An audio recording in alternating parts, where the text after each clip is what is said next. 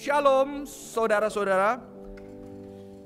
Perkenalkan, saya melayani di Retreat Kompas minggu lalu. Saya Johan Nugroho, saya teman sahabat dari Pak Melki. Oke. Oh sorry, sempat mute saudara. Tes, cek. Saya melayani di Jakarta, di GKY Puri Indah, tapi saya memegang ibadah khusus. Kalau di sini mungkin Kompas ya, kalau di sana kita bernama SING, Sanctuary and Hearted Nurturing Community, ibadah yang lebih kontemporer. Kalau yang di jam 8 lebih klasik, piano, Mandarin ya. Tapi di sini saya pikir jam 8-nya seperti di Jakarta, ternyata sudah cukup kontemporer. Dan saya sudah menikah, anak saya 3, istri saya 1. Saya harus berhati-hati karena pernah terbalik saudara-saudara. Saya juga coach di satu gereja, kalau hari Sabtu saya coach satu community namanya LGF Church di daerah Pluit. Dan saya mengajar teologi di STT Soteria dan juga saya merintis sebuah community di luar gereja untuk unchurched people, ateis, agnostik, LGBT, orang yang kecewa sama Tuhan. Biasanya 1 bulan sekali kita kumpul di kafe-kafe untuk saya jadi teman buat mereka. Itu pelayanan saya dan saya belakangan 5-6 tahun mendalami embodiment, jadi saya mencoba ingin rindu menjadi berkat di dalam marketplace ministry. Jadi saya sudah certified coach, jadi saya bisa bantu orang-orang di company yang stres, yang ribut, yang masalah di dalam relasi. Dan itu yang saya sedang kerjakan belakangan. Dan hari ini saya diberikan sebuah tema dari Kisah Para Rasul 17 ayat 1 sampai 15. Saya kasih judul tema saya hari ini adalah Power Play, permainan kekuasaan. Bapak Ibu saudara-saudara, ketika saya datang di tempat ini, saya duduk di bandara dan saya mencoba melihat apa yang berbeda.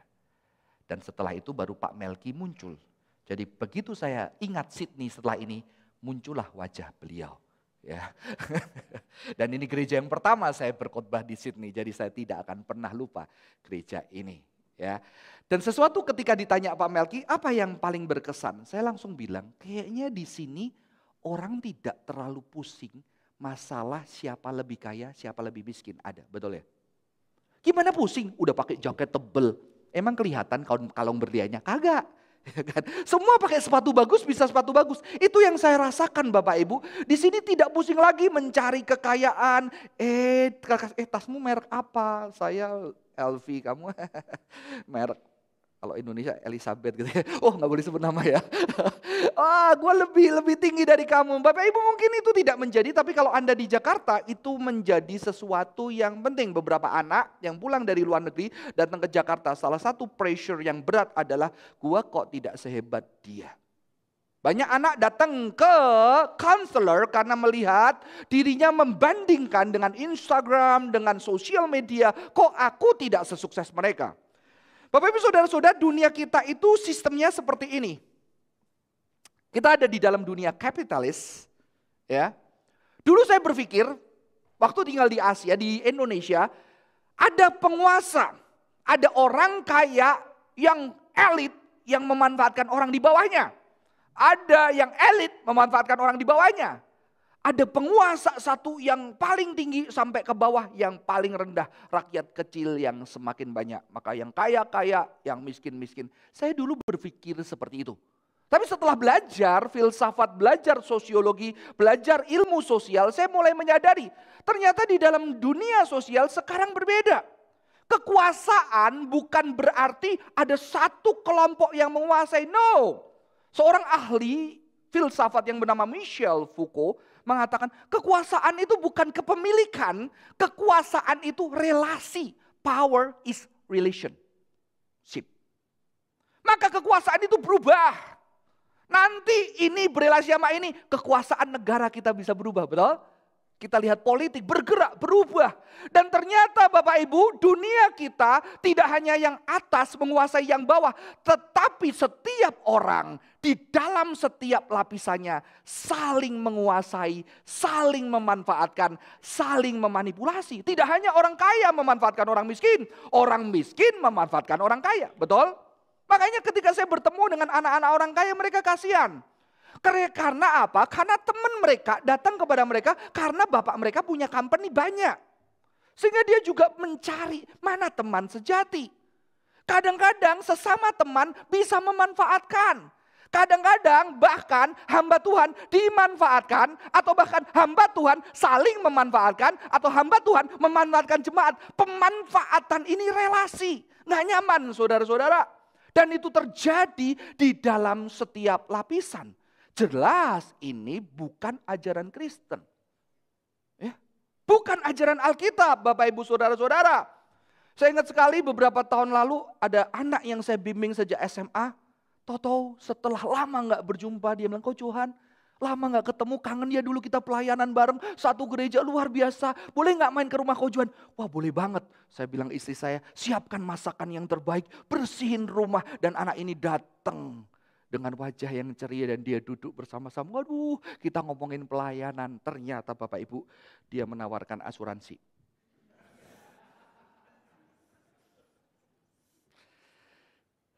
Saya mendukung orang bekerja asuransi. Beberapa anak memuda gereja bekerja. Karena banyak agen-agen yang kurang ajar. Betul?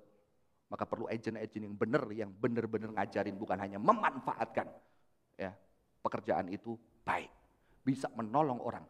Apalagi orang Indonesia nggak pakai mikir gitu ya. Pokoknya ikut gitu ya. Nggak mau penjelasan. Perlu anak-anak muda Kristen yang benar-benar mau terjun di dalam dunia insurans. Saya dorong. Karena itu banyak membantu orang. Tapi akhirnya saya sedih banget karena itulah pertemuan terakhir. Karena dia tahu saya hamba Tuhan kan. Jemaatnya banyak kan. Punya anak 3 lagi, ini adalah money saudara-saudara. Saudara-saudara itu terjadi. Manusia saling memanfaatkan. Saling menggunakan demi kepentingannya. Dan ini jelas bukan ajaran Alkitab Bapak Ibu Saudara-saudara. Karena apa? Karena Alkitab, salah satu bagian penting dari Alkitab adalah hospitality.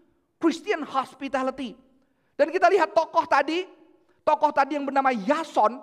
Yason itu hospitable. Dan kalau Bapak Ibu tahu, kata hospital itu dari prinsip Alkitab kita. Namanya hospitality. Bahasa Yunaninya philoxenos. Cinta strangers. Cinta orang asing. Bapak Ibu tahu ternyata Tuhan kita sejak perjanjian lama adalah Tuhan yang hospitable. Tuhan yang menyediakan manusia dengan makanan, dengan minuman, dengan tempat beristirahat, dengan keindahan yang begitu dahsyat. Tuhan kita adalah Tuhan yang hospitable sejak perjanjian lama, bahkan nanti akhir dunia Tuhan akan mengadakan perjamuan anak domba dan mengundang orang-orang untuk menikmati hidangan di meja Tuhan. Hospital terbesar di abad pertengahan justru dimiliki oleh gereja.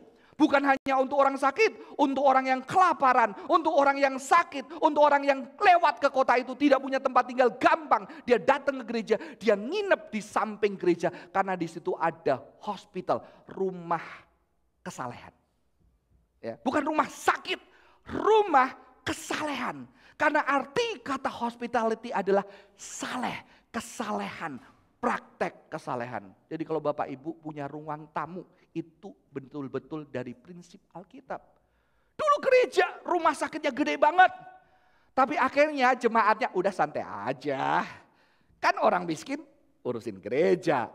Urusin gereja, kirim ke gereja Bapak Ibu. Akhirnya ada satu bishop bilang, kamu juga perlu ngurus, bukan gereja aja. Di depan rumahmu bikinlah kamar-kamar untuk orang asing supaya bisa berteduh, bisa makan. Jadi Bapak Ibu kalau lihat Alkitab, orang saleh artinya adalah orang yang mempraktekkan hospitality.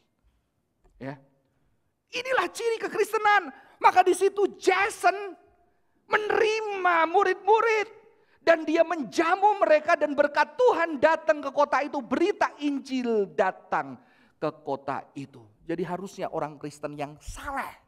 Bukan masalah doa 8 kali sehari. Baca Alkitab 15 kali. Karena di zaman Yesus Alkitab belum dicetak. Betul? Alkitab belum dicetak. Mereka cuma menghafalkan, memikirkan. Tapi setiap hari yang menjadi ciri orang Kristen adalah hospitality. Maka perjamuan kudus itu menjadi tanda kekristenan. Meja Tuhan dibuka untuk siapapun boleh datang. Pria, wanita, Yahudi, Yunani diterima di rumah Tuhan. Bapak Ibu dan saudara-saudara di tempat ini adalah strangers, betul? Datang ke Australia sebagai strangers. Saya percaya setiap Bapak Ibu di tempat ini akan mengingat orang-orang yang pertama kali menyambut Anda, memberikan hospitality kepada Anda di tempat ini. Sehingga sekarang Anda menjadi orang-orang yang bahkan bertahun-tahun di sini. Dan saya tahu pasti Anda lebih bisa mempraktekkan hospitality kepada orang. Bapak Ibu lihat ayat ini, ayat Alkitab, pengabaran Injil bergantung kepada hospitality. Jangan membawa apa-apa dalam perjalanan, kecuali tongkat, roti pun jangan, bekal pun jangan, uang dalam ingkat pinggang pun jangan. Yesus bilang murid-muridnya nggak boleh bawa apa-apa. Ya. Lalu bilang ketika aku lapar, kamu memberi aku makan, ketika aku haus, kamu memberi aku minum, ketika aku seorang asing, kamu memberi aku tumpangan. Jadi pengabaran Injil menandakan apa? Kalau orang-orang yang menerima murid Yesus, dia diberkati. Maka Alkitab berkata kalau kamu datang, rumah itu datang menerima kamu, berkat Allah turun atas kamu. Ya, tapi ini jangan dijadikan hamba Tuhan yang agak kurang ajar ya. Ya udah, makanya terima saya mau diberkati ya. Kalau nggak terima saya dikutuk itu nggak boleh Bapak Ibu ya. Ada hamba Tuhan yang memanfaatkan hal itu juga dilarang. Makanya di gereja mula-mula dihitungin hamba Tuhan harus nginep maksimal berapa hari, terus pulang minta apa. Kalau minta macam-macam dia hamba sesat gitu. Ada Bapak Ibu di aturan-aturan gereja. Saya sudah agak sesat ini karena sama Melki udah 2 minggu Bapak Ibu ya. Kalau di dalam gereja mula-mula nggak boleh 3 hari, terus nggak boleh minta-minta apa. Kalau saya dibawain wine Melki nanti saya bilang dipikir hamba Tuhan yang tidak baik saudara-saudara. Jadi itu tidak mendasarkan untuk orang memanipulasi ayat ini juga. Jadi gereja berdasarkan hospitality. Keramah tamahan, terjemahan Indonesianya keramah tamahan. Makanya ramah tamah makanan kan. Padahal ramah tamah kurang bagus. Terjemahan Indonesia tidak ada kata yang cocok. Terakhir kesanggerahan. Sedikit horor ya, kesanggerahan, keangkeran ya. Jadi kurang tepat, paling tepat hospitality. Jadi rumah sakit itu adalah prinsip hospitality. Untung rumah sakitnya Australia. Kalau rumah sakit di Indonesia bukan hospitality saudara-saudara ya. Itu rumah sakit yang benar-benar setelah masuk tambah sakit. Kalau nggak masuk ya udahlah. Makanya kadang-kadang orang berpikir ya udahlah dipanggil Tuhan aja ya. Mama papa saya nggak masuk rumah sakit, padahal nggak punya asuransi, tapi Tuhan ya nggak tahu dia tidur meninggal dua-duanya. Jadi ya saya nggak sakit-sakit banget Bapak Ibu, cuma hatinya sakit karena mendadak ya. Bapak itu inilah prinsip kekristenan. Dan di sini ayat ini ada kontras. Ada Yason yang menerima, menyambut sehingga Injil bisa tersebar di Tesalonika. Tapi ada orang-orang Yahudi. Orang Yahudi, orang beribadah. Orang yang percaya Yahweh. Orang yang percaya Tuhan. Orang yang saleh. Orang yang dianggap terhormat. Ternyata justru mereka melakukan kejahatan. Lawan dari hospitality. Namanya radical inhospitality. Orang-orang Yahudi melakukan pelanggaran. Dia melakukan inhospitality yang dahsyat Bapak Ibu, yang sangat radikal pada masa itu. Ya, kenapa? Karena rumah Tuhan harusnya hospitable. Tapi mereka anak-anak Tuhan. Orang-orang yang menyembah Yahweh, pencipta semesta alam, yang mempraktekkan hospitality, yang menyelamatkan orang Yahudi dari Mesir yang inhospitable, yang memberikan tanah Kanaan, tapi mereka di rumah ibadah bersama dengan orang-orang saleh bersepakat mau menyakiti orang strangers. Ya. Jadi kejahatan yang terjahat bukan di luar sana. Kejahatan yang terjahat ketika kejahatan itu terjadi di rumah Tuhan. Di komunitas orang percaya. Ketika umat Tuhan saling menyakiti. Mempraktekkan politik kekuasaan untuk menindas, untuk membuang, untuk menyingkirkan, untuk menyakiti sesamanya. Itulah kejahatan yang paling dahsyat. Karena di sini adalah harusnya jadi rumah hospitality. Maka Yesus mengalami inhospitality. Karena Yesus menyambut murid-muridnya makan. Tidak hanya makan. Dulu kalau hospitality Bapak Ibu, nyediain air untuk cuci kaki. Karena itu kering dan panas. Dan Yesus tidak cuma menyediakan air, dia mencuci kakinya. Dia menyediakan roti. Tetapi di meja makan itu, murid yang dicintainya menyakiti. Betul? Ya. Inilah inhospitality. Maka inhospitality terjadi ketika Yesus lahir. Ketika Yesus datang ke dunia. Dia adalah raja pencipta semesta alam. Dia lahir di Bethlehem. Kota papanya, ayahnya, kota keluarganya. Tapi di kota itu Bethlehem. Rumah roti, rumah hospitality. Yesus hanya menempatkan diri di kandang. Dan dia tidak memiliki siapa-siapa.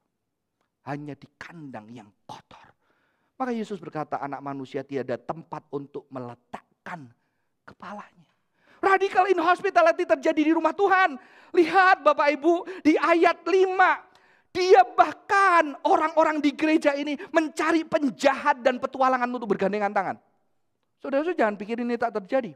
Di Surabaya terjadi, ada satu gereja yang cukup besar, akhirnya tidak cocok dengan penginjilnya. Penginjilnya pergi bikin gereja baru. Gereja ini bisa mendanai ormas-ormas untuk bergerak menutup gereja yang lain karena tidak punya izin. Terjadi. Membawa orang-orang lain yang punya kekuasaan untuk bisa membuat kekacauan dan menyerbu rumah Jason. Berapa banyak kalau Bapak Ibu juga tahu gereja-gereja di Indonesia juga. Membawa ahli hukum untuk saling menuntut sesama saudara seimannya. Untuk saling menjatuhkan, bahkan kalau bisa untuk saling memasukkan di dalam penjara. Itulah radical inhospitality. Yang kedua, menuduh melawan kaisar, menyatakan raja lain Yesus. Padahal karena dikatakan ada Yesus yang mati dan bangkit dan dialah Mesias. Mesias tidak harus berarti raja. Mereka mengarang-ngarang cerita. Hal yang dilakukan oleh orang yang disebut saleh. Inhospitality. Dan tidak berhenti itu. Ketika mereka sudah berhasil memiliki kekuasaannya di Tesalonika, harusnya udah nyaman kan? Rumahku gak diacak-acak. Murid-murid Yesus udah pergi, aman. Tapi dia tahu kota lain. Ternyata murid-murid Yesus di Perea berhasil mempengaruhi orang-orang Yahudi. Mereka rela keluarin dana. Ya, rugi gak? Rugi. Keluarin dana. Saya pasti mereka keluar banyak loh. Emang bayar-bayar orang di pasar gak banyak? Ya. Mereka luar uang banyak pergi lagi ke Berea untuk menghasut. Untuk bagaimana orang-orang tidak mempraktekkan hospitality. Untuk orang-orang bagaimana tidak menerima kabar Injil saudara-saudara. Saudara-saudara ini kita perlu hati-hati. Karena kita adalah orang-orang yang saleh. Orang-orang yang dianggap rajin beribadah. Tapi ternyata Alkitab menyatakan kita tidak lepas. Kita artinya saudara dan saya tidak lepas dari inhospitality ini saudara-saudara. Mengapa mereka bisa seperti itu? Mereka mengapa bisa inhospitable saudara-saudara? Satu, karena Paulus Silas mendapatkan pengaruh. Ya kan? Saudara emang pendeta tidak mudah kena ini? Bisa loh, bayangkan. Suatu hari seandainya saya penginjil di tempat ini. Saya khotbah bagus banget, tahu-tahu Melki datang. Terus Anda mulai memuji dia. Waduh, wah Pak Melki beda, nggak kayak Pak Johan. Saya bisa panas nggak? Kok ibu-ibu ini, majelis-majelis ini mulai suka sama Pak Melki. Nanti gimana saya, gaji saya nggak naik, saya dipecat. Ya kan? Sudah itu terjadi. Dan kita tidak lepas. Atau kita pengurus. Wah, tahun depan, nggak tahu di sini pemilihan. Kalau di Indonesia dipilih saudara-saudara jemaat. Waduh, suara saya bisa kalah nih nggak jadi ketua majelis nih. Wah, ada calon yang luar biasa. Sedang digalakkan untuk jadi. Wah, di situ Bapak Ibu bukan hanya gereja, tingkat sinode bisa terjadi, betul? Kita bisa bermain kekuasaan untuk mendapatkan pengaruh. Kadang-kadang bukan masalah uang. Saya kadang-kadang tanya loh, kenapa sih pengen jadi tertinggi itu? Emang gajinya nambah loh? Ya oke nambah tapi gak seberapa. Tapi kenapa? Masalah prestisius, pengaruh. Aku pengen mati dikenal sebagai gembala dari satu sinode yang besar. Makanya sampai hari ini saya memutuskan part-time Bapak Ibu. Supaya enggak mengancam siapa-siapa. Supaya saya belum tentu baik. Jangan-jangan nanti saya bisa jatuh. Bermain kekuasaan juga, saya takut. Karena kita manusia lemah. Manusia yang berdosa. Orang Yahudi percaya. God-fearers, jadi luar biasa. Paulus datang, orang Yahudi ada yang percaya. Orang Yunani bisa percaya. Dan yang penting adalah diulang 2 kali. Perempuan terkemuka di Tesalonika dan Berea bisa percaya. Enak enggak kalau dicintai AI? Waduh, jujur aja ya, saya kadang-kadang enggak perhatian seperti istri saya, ya kan? Dia bisa nyediain banyak hal pulang gereja. Waduh, pasti kamu tidak akan kelaparan. Karena AI Asia terutama hospitality-nya luar biasa. Ya, kalau kamu makan nggak sampai mabok, udah AI, cukup AI. Wah, semakin kamu tersiksa semakin dia bahagia. Gitu ya. Maka saya rasa waktu saya datang ke Medan itu serem Medan. Pertama saya makan banyak. Ternyata saya dikasih tahu teman, kamu jangan makan banyak. Karena nanti kalau ada makanan sisa pasti dilempar di mejamu. Dan ketika kamu sudah gitu, mereka tertawa bahagia. Ya, saudara-saudara, makanya itu jangan sakiti hamba Tuhan. Lama-lama mati dia, kena kolesterol, asam urat. Saudara-saudara, wanita-wanita terkemuka, punya uang, punya kuasa. Jadi hati-hati kita dengan envy. Iri hati sama orang-orang di sekitar kita. Bisa loh. Kok sekarang waktu dia worship leader, orang-orang datang, terima kasih kamu bagus banget, aku tadi nangis. Kok gua kagak? Wah, di situ kita mulai nih. Dia ini gayanya keren, mencuri kemuliaan Tuhan gitu ya. Wah, kalau saya memang tulus, mulai bisa terjadi sesuatu bisa digoreng. Hati-hati Bapak Ibu Saudara-saudara, bukan cuma di gereja, di keluarga bisa. Dua mertua, wah menantu ini, wah mamang lebih sayang gua, lebih sayang. Terjadi. Ya, kita bisa bermain di sini. Ada iri hatian yang ada, itu bahaya. Sehingga orang tidak lagi mempraktekkan hospitality. Bagaimana orang itu pergi dan tidak ada menjadi pesaingku. Ya. Apalagi kita kalau dididik budaya Asia. Anak-anaknya teman mama, ya kadang-kadang gitu ya. Udah kerja kayak gini, kamu kayak apa? Enggak cuma kerja. Anak teman mama, udah nikah, kamu belum nikah. Oh ya, orang Asia itu berannya satu, udah nikah belum? Kedua, setelah nikah, udah punya anak belum? Setelah punya anak, udah punya anak laki belum? Iya kan? Susah semua Bapak Ibu. Udah kerja belum? Waduh, pressure banget itu ya. Itu terjadi dan dibanding-bandingkan sehingga akhirnya aduh ada orang yang merasa tertindas Bapak Ibu Saudara-saudara. Saudara-saudara akan menjelaskan ada money, ada power. Spiritual and political power yang bisa mempengaruhi orang untuk bisa inhospitable sama orang lain, betul? Ya, inhospitable karena kita tidak mau tersaingi. Bapak Ibu, di dalam teori sosiologi ada yang namanya mimesis desire, mimetic desire. Mimetic desire adalah sebetulnya hasrat untuk pengen menyaingi. Ya, pernah punya anak di rumah, punya mainan kita udah beliin, paling mainannya seminggu, betul? Setelah seminggu nggak pernah dimainin. Tapi kalau anak teman Anda punya anak datang ke rumah, dan teman anak Anda mulai memegang mainan anak Anda akan, ini punyaku. Ya kan? Karena apa? Karena diingini anak lain. Kalau nggak ada yang ingin, nggak. Dibiarin, tapi begitu ada yang ingin, punyaku. Wah, saudara-saudara manusia itu seperti itu. Yang pernah sekolah, kalau nilai pelajarannya 10 bahagia enggak? Bahagia. Kalau semua kelas 10 bahagia enggak? Kurang. Kalau nilai kita 6, yang lain 0, bahagia enggak? Kurang ajar kan? Jadi manusia itu bahagia kalau ada yang lebih rendah. Paham Bapak Ibu Saudara-saudara? Makanya, dosa yang paling Tuhan enggak suka apa? Dosa yang merasa dirinya baik. Farisi, gue lebih dari dia lebih, gue aman. Saudara, inilah dosa. Adam dan Hawa nggak pengen makan buah itu. Santai aja ular datang, Hawa kalau kamu makan buah ini, kamu akan seperti Allah, baru dimakan. Berarti dia merasa, oh gue bisa lebih baik. Bahkan gue bisa nyamain, ini mimesis. Kain dan Habil dosanya kenapa? Karena Kain melihat adiknya kok diterima, gue enggak. Saudara, kata dosa muncul ketika Kain mau bunuh Habel. Mimesis. Yusuf sama saudaranya iri kenapa? Ketika Yusuf punya berubah, saudaranya kagak. Ini dosa saudara-saudara. Yang mengkhianati relasi adalah mimetic desire. Dan inilah digunakan, puji Tuhan ya. Di Australia, influencer tidak begitu populer, betul ya. Kalau di Indonesia Bapak Ibu, wah anak remaja, masih remaja baru SMA udah bisa dapat duit banyak. Karena dia influencer, kalau wajahnya ganteng dikit, bisa senyum bahagia, terus bisa lucunya minta ampun. Bisa dapat duit Bapak Ibu. Anak remaja bisa beliin kokonya, gitar, bisa beliin siapa, karena dia bisa dapat duit. Sekali endorse 4 juta. Ya, 2 iklan, 3 iklan, berapa? Udah 12. Cuma, hai guys gitu. Sudah. Saya coba jadi bikin konten di itu, saya lihat wajah saya sendiri muntah Bapak Ibu. Saudara-saudara mimesis, pengen ngalahin, pengen rendahin. Ya, di sini ada. Kalau kenapa dunia itu pinter, nggak pakai ahli.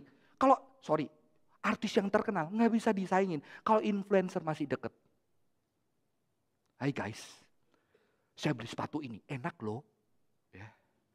Wah, berapa harganya sepatu? Sis, berapa harganya? Oh bisa beli gua bisa pakai. Ya kan?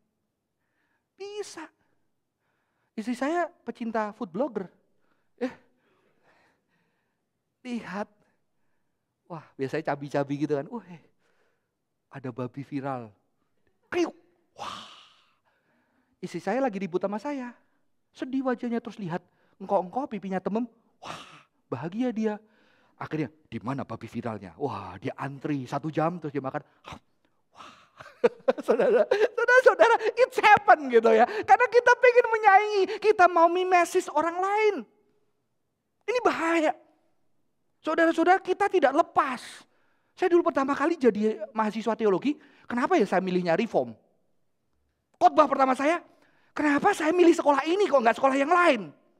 Akhirnya saya bilang jujur sama teman-teman saya, bukankah kita punya kepentingan? Kenapa kita milih sekolah Reform, nggak sekolah yang lain? Karena di sini ada pendeta Stephen Tong dan pendeta Yakub Susabda. Kalau memang kita nggak seperti beliau, kita bisa bilang, gua murid Pak Tong. Wih, ya kan? Gua murid Pak Yakub, padahal lu goblok. Saudara-saudara, semua kita butuh itu saudara-saudara. Kita pengen diakui, kita pengen lebih daripada yang lain. Dan kekristenan justru tidak.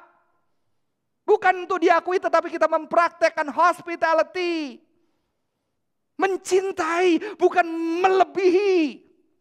Mengasihi bukan melampaui.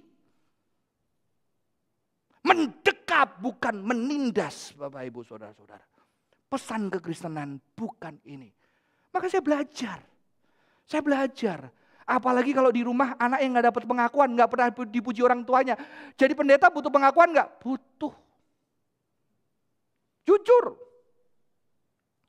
Ada satu yang saya bikin malu dan Tuhan tegur saya. Ada satu pendeta, suatu hari saya sering diundang retreat banyak tempat di Indonesia. Tapi suatu hari biasanya selalu saya yang diundang yang terbanyak. Kalau orang lain sesinya 2, saya sesinya 3. Kalau orang lain 2, saya 4. Tapi suatu hari ada sekolah yang tidak kenal saya cuma dikasih 2, sementara yang lain 3. Satu pendeta, saya bilang, saya mau kalahin dia. Saya siapin khotbah terbaik saya supaya tahu siapa yang lebih hebat. Hamba Tuhan bisa. Dan saudara-saudara, saya sedang persiapan. Tuhan benar-benar bicara. Hamba Tuhan yang saya mau kalahkan, chat saya, Johan, kita pelayanan bareng ya. Saya doain kamu. Mati gua. Dia doain saya Bapak Ibu. Saya malu. Saya doain kamu Johan. Nanti kita ketemu ya. Waktu saya ketemu anaknya, istrinya, anak angkatnya. Ini Om Johan. Anaknya homeschooling kayak kamu. Terus anaknya, iya Om, papi cerita Om Johan luar biasa. Anaknya baik. Nanti suatu hari bisa main sama anaknya Om Johan. Saya malu saudara-saudara. Tuhan tunjukkan apa yang saya lakukan. Sejak hari itu saya belajar.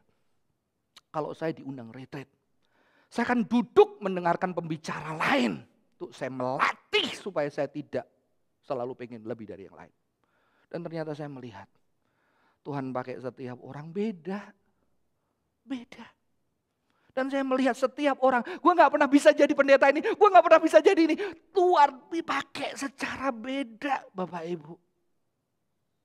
Dan saya harus melatih tubuh saya. Saya tidak terus mau mengalahkan orang lain. Saudara-saudara, makanya ada satu film, Les Miserables. Dia mengatakan ini adalah seorang yang pahit hidupnya. Dia ditolong oleh pastor, dikasih tempat hospitality, dikasih makan, dia penjahat. Awalnya dia orang baik, dia nyuri roti, ternyata gara-gara nyuci roti dia dihukum, saya lupa, 8 atau 9 tahun. Akhirnya dia lari, dia datang ke gereja, dia kelaparan, di samping gereja dia dikasih hospitality. Makan duduk di meja bersama dengan itu, pemimpin gereja itu. Dan malam-malam dia mengendap-endap, dia mencuri semua piring perak. Dan setelah dia pencuri, pendetanya muncul dipukul pakai lilin, tempat lilin, dan pendetanya jatuh, sininya sobek. Dan dia besoknya ketangkap oleh seorang polisi. Dan polisi itu datang ke gereja. Ini katanya barang-barang ini dikasih kamu pendeta. Dia nggak nyuri, katanya dikasih kamu. Polisinya udah nggak percaya. Tapi pendeta bilang itu, iya, aku kasih barang-barang ini kepada dia. Dan masih ketinggalan yang lain. Dia ambil beberapa piring perak lagi ditaruh. Dan dia bilang kepada Sean Valjean, saudaraku, hidupmu sudah dibeli lunas.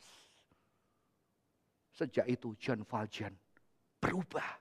Ini hospitality. Injil adalah hospitality. Nggak peduli apapun latar belakangmu. Nggak peduli dosa. Nggak peduli masa lalu. Tuhan menyambut engkau dan mengatakan engkau saudara, sahabat. Yesus mati untuk sahabat-sahabatnya. Makanya harusnya gereja menjadi tempat orang menemukan sahabat-sahabat yang terbaik. Amin.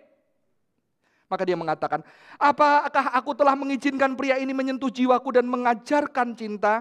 Ia memberiku kepercayaan, ia memanggilku saudara.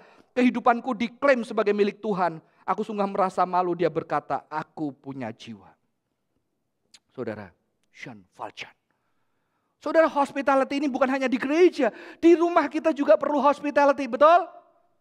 Ya, di rumah kita perlu. Suami perlu memberikan hospitality kepada istri, istri kepada suami, anak kepada orang tua, bukan hanya orang tua kepada anak. Saya ingat sekali, saya anak Asia diajarkan sama papa saya, dari kecil kamu ngalah. Anak pertama harus ngalah, betul nggak? Sengsara nggak anak pertama? Adik jatuh kamu yang salah, betul kan? Ya, kenapa nggak kasih contoh? Kenapa kamu itu? Ngalah terus Bapak Ibu Saudara-saudara.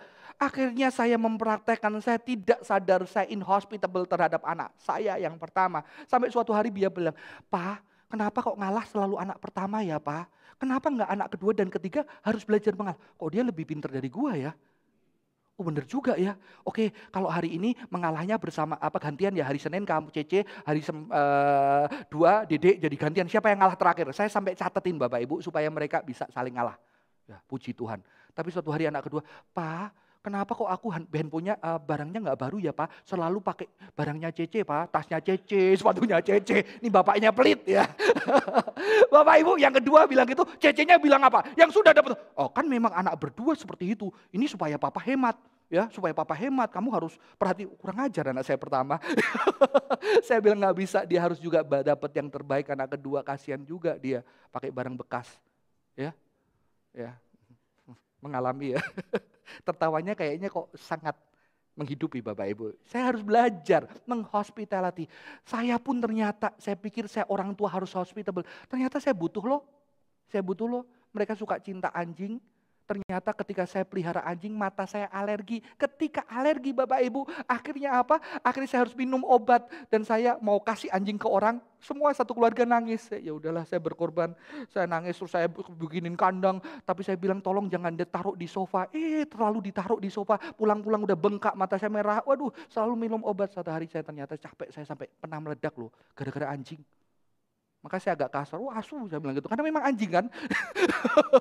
Waktu saya bilang kasar begitu Bapak Ibu. Papa kata, enggak kok dia memang anjing. Bahasa Jawa anjing apa? Asu saya bilang gitu. Bapak Ibu ternyata saya butuh hospitality. Akhirnya saya bilang papa itu udah korbanin mata papa. Papa sayang anjing, papa sayang kalian. Tapi tolong jangan taruh ranjang. Papa udah minum obat terus loh. Itu bisa ginjal tau enggak? Saudara-saudara, di situ mereka juga perlu belajar, setiap kita perlu mempraktekkan hospitality. Akhir dari khotbah saya Bapak Ibu, apa yang buat kita cemburu? Kepemilikan, penghargaan, kita perlu sadar, kita perlu jujur. Pengakuan, penerimaan, ini yang bisa membuat kita jatuh tidak suka sama orang. Kedua, hal apa yang kita nggak mau kalah? Nggak mau kalah dianggap pinter? Nggak mau kalah dianggap rajin melayani, nggak mau kalah dianggap pinter khotbah. Kalau saya nggak mau kalah dianggap apa? Kita harus jujur dengan semua ini untuk datang sama Tuhan. Tuhan, aku tuh gampang cemburu ketika ada orang seperti ini. Tuhan, aku gak mau kalah di dalam hal ini. Ya. Yang terakhir, pernah gak sih kita mengalami hospitality? Ingat, siapa yang memberikan hospitality kepada kita? Yang terakhir, hospitality apa yang kita bisa beri kepada orang tersebut? Saudara-saudara, ini yang bisa kita lakukan untuk kita tidak terjebak kepada radical in hospitality. Saya akan ini dengan sebuah kisah. Saudara, saya bergumul dengan pengakuan, sampai hari ini saya tetap harus berhati-hati. Ini terjadi beberapa tahun lalu. Saudara tahu ini? Dia adalah pastor Instagram, terkenal banget di Indonesia, almarhum Raditya Oloan. Dia tidak belajar sekolah Alkitab, dia mantan bandar narkoba, akhirnya diangkat Tuhan, dia dipakai menjadi hamba Tuhan tanpa sekolah Alkitab. Bapak Ibu, Tuhan juga mengajar tentang pribadi ini. Dia sudah meninggal kena COVID, kena pandemi, Bapak Ibu, dia meninggal kena badai sitokin, dia meninggalkan 4 anak, 1 disable dan 1 istri. Istrinya seorang artis, Joanna Alexandra. Ketika pertama kali istri saya, kamu bakal ini loh, khotbah bareng sama artis di satu company. Waktu itu orang tua grup, saya waktu ada acara khusus ulang tahun atau Paskah, saya berkhotbah dan pastor ini menjadi orang yang bersaksi, Raditya Oloan. Ya. Terus saya bilang, ini artis terkenal loh, TikToknya jago loh, Instagram. Saya dengan sombong, paling gak ngerti teologi. Sombong ya? Sombong ya? Iya kamu bisa kenalan, males. Gak usah, males. Mendapat penolakan dari karismatik, kan udah gak terbuka, udah males. Tapi begitu hari itu saya masuk ke tempat mau khotbah, saya ngerasa lagi Tuhan tegur. Kamu udah sombong banget. Terus saya lihat wajah dia, saya lihat diri saya. Dia terkenal banget. Saya gak ada apa-apanya. Dan di situ saya memutuskan saya harus melatih tubuh saya lagi untuk bagaimana saya tidak envy, saya tidak merasa lebih, untuk saya bisa hospitable. Saudara, apa yang tahu? Saya bertekad ketika saya masuk duduk, dia belum datang, ya. Saya akan siapkan untuk bagaimana saya hospitable kepada hamba Tuhan ini yang lebih muda jauh daripada saya. Pasti saya lebih pintar, yakin Bapak Ibu, saya yakin 100%. Tapi bukan berarti Tuhan pakai orang pintar, betul? Dan hari itu saya ambil minuman. Dia bersama dengan 1 anak bimbingnya. Saya ambil minuman begitu dia datang. Pastor, minum. Untuk melatih supaya saya jangan jadi orang yang arogan. Saya kasih. Setelah dia bersaksi, saya coba dengerin. Saya belajar untuk mendengarkan orang lain yang Tuhan juga pakai. Dan saya melihat keindahan Tuhan ada. Tapi Tuhan kembali permalukan saya. Tuhan kembali perlakukan saya setelah saya berkhotbah. Dia turun. Begitu saya turun, Koko, seorang yang terkenal. Kok aku butuh mentor? Aku gak belajar teologi. Aku butuh belajar. Kok mau gak jadi mentor saya? Saya merasa gak layak. Gak usah mentoran, teman. Kamu temanku. Yuk ngopi, yuk nongkrong. Seorang hamba Tuhan terkenal. Begitu rendah hati. Dan ketika saya datang ke pelayanannya, Tuhan pakai dia luar biasa nyelamatin orang-orang dari dunia gelap yang mantan muncikari, yang mantan drug dealer, datang ke gerejanya, nggak punya gereja, pinjem gereja orang tapi udah nggak cukup gerejanya. Dan luar biasa. Saudara-saudara, kita perlu belajar untuk bagaimana kita tidak mengalahkan lain dan hospitable kepada orang lain. Amin. Mari kita tundukkan kepala kita. Saudara, kita bisa jujur apa yang kita selalu gak mau kalah sama orang lain. Apa yang kita selalu iri sama orang lain. Apa yang kita selalu pengen lebih dari orang lain. Yang membuat kita pengen membuat orang lain pergi dari hidup kita. Kita perlu jujur dan berdoa kepada Tuhan. Tuhan, ini kelemahanku. Aku selalu ingin dihargai, diterima, dipuji. Sehingga ketika ada orang lain dipuji, aku juga menjadi tidak nyaman. Ketika orang lain diakui, aku menjadi tidak nyaman. Biarlah aku boleh belajar Tuhan, miliki kerendahan hati. Untuk boleh melatih diriku, itu rendah hati. Dan yang kedua Bapak Ibu Saudara-saudara, Anda semua pernah menjadi strangers di tempat ini. Orang asing pertama kali Anda datang ke Australia. Penuh dengan ketakutan, saya tidak tinggal Bapak Ibu, saya hanya datang 2 minggu. Jujur, saya takut, karena saya gak kuat dingin. Dan ketika Kok Melki tanya, kamu takut resah enggak? Saya resah, saya jujur jawab. Dan Melki siapin banyak hal buat saya. Maka saya bilang, kalau saya datang ke Australia, saya nggak pernah lupa wajah Melki dan Ian yang memberikan saya kehangatan di rumahnya, makan, tertawa sampai malam. Saya akan selalu ingat itu. Bapak Ibu pernah menjadi stranger di tempat ini, akan ada wajah-wajah yang Anda ingat, yang pernah menyatakan cinta Tuhan kepada Anda di tempat ini. Sampai Anda punya kehangatan, bahkan tidak punya kehangatan, Anda bisa ajak anak, istri, keluarga untuk ada di tempat ini. Mari ingat satu wajah atau dua wajah yang Anda pernah mendapatkan hospitality ketika di negara ini. Dan bersyukur buat wajah itu. Berterima kasih buat wajah itu. Entah itu wajah keluargamu, wajah saudaramu, wajah orang di gereja. Berterima kasih untuk wajah itu. Terima kasih Tuhan. Buat orang yang Tuhan pakai mempraktekkan hospitality ketika kami menjadi orang asing. Terima kasih buat wajah-wajah yang Tuhan hadirkan buat hidup kami. Dan saya berharap wajah Anda akan juga diingat orang-orang seperti saya. Ingat Melki dan Ian. Wajah Anda akan diingat ketika ada orang di sini. Dia bersyukur buat kehadiran Anda. Terima kasih Tuhan buat hari ini. Terima kasih buat hospitality yang Tuhan berikan kepada orang-orang di sekitar kami. Dan kepada kami. Dan biarlah Tuhan boleh pakai kami mempraktekkan hospitality kepada pasangan kami, anak kami, orang tua kami, orang di sekitar kami. Sehingga nama Tuhan dimuliakan. Terima kasih buat hari ini. Kami bersyukur Tuhan. Berkati setiap jemaat-Mu. Biarlah gereja ini Tuhan pakai menjadi hospital. Rumah untuk orang-orang bisa merasakan cinta Tuhan. Merasakan kehangatan ketika mereka pertama kali datang di tempat ini. Di dalam nama Tuhan Yesus kami berdoa. Amin. Tuhan Yesus memberkati.